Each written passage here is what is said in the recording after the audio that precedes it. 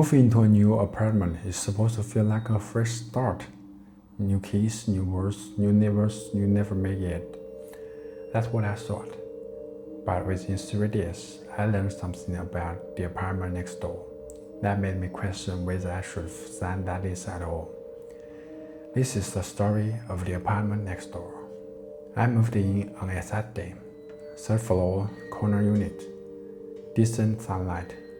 Rent was reasonable, which looking back should have been my first red flag. But I was excited. First place that was fully mine, no roommates, no landlord living upstairs, just me. The building was quiet, older, sure, maybe built in the 90s, but well kept. Hallway carpet was clean. The lobby had a walking elevator, and the superintendent seems responsive. All the boxes were checked. Sunday night was my first night there. I ordered pizza, unpacked some kitchen stuff, and went to bed around midnight. Slept fine, nothing weird. Monday night also fine. I was starting to settle. Hung a few pictures, arranged the bookshelf, figured out which cabinet the glasses lived in. Tuesday night is when things started. I was in bed, reading on my phone, lights off except the bedside lamp. It was maybe 11:15 p.m. The building was quiet, the kind of quiet where you can hear the fridge humming in the kitchen.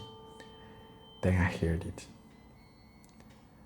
A sound from the wall behind my headboard. The shared wall, the one between my bedroom and the apartment next door. It was movement. Footsteps, soft but distinct. Someone walking across a wooden floor. The pacing of it was odd. Not the normal walk to the bathroom and back reason. It was slower, deliberate, like someone pacing back and forth, back and forth. I held my breath, listened. The pacing continued for maybe 3 minutes, then stopped. Silence. I told myself, it's a neighbor. They are awake. People have different schedules. Get over it. Wednesday night, something. 11:20 p.m. Pacing starts. 3 minutes, stops. Thursday night, this time it was different. Instead of pacing, I heard a voice, muffled. Through the wall, I couldn't make out words, just the tone, low, agitated, like someone arguing. But there was only one voice, no response, just one person, talking to themselves. I pressed my ear to the wall. The voice stopped immediately. That's when the hair on my back of my neck stood up. Friday morning, I went downstairs and knocked on the superintendent's door. His name is Frank. Nice guy, 60s, knows everyone in the building. Frank, question. Who lives in 3B, the unit next to mine? Frank looked at me, paused. 3B? Nobody. It's been vacant for months. Leaking pipe issue.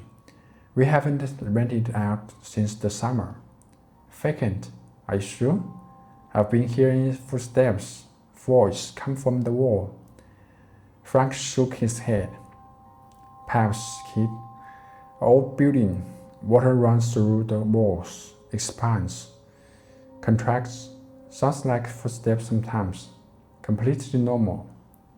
I wanted to believe him. Really, I did. So that night, I did an experiment. I bought a cheap digital recorder, the kind journalists use for interviews. I set it against the shed wall, pressed record at 11 p.m., and went to sleep. Saturday morning, I played it back. The first 40 minutes was silence. Then at 11:42 p.m., clear as day. Footsteps, pacing, same reason as before. Then at 11:46, the voice, and this time I could make out one word. Repeated over and over. Out, out, out, out. Not angry, not scared, just steadied. Like a fact. I moved out 3 weeks later, not because Frank was lying, though I still don't know if he was, but because on my last night there, I did something I shouldn't have. I knocked on Survey's door.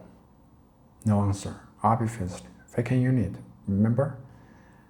But the handle turned, not locked, and when I pushed it open, the apartment was empty. No furniture, no boxes, just bare floors and peeling paint. Except for one thing.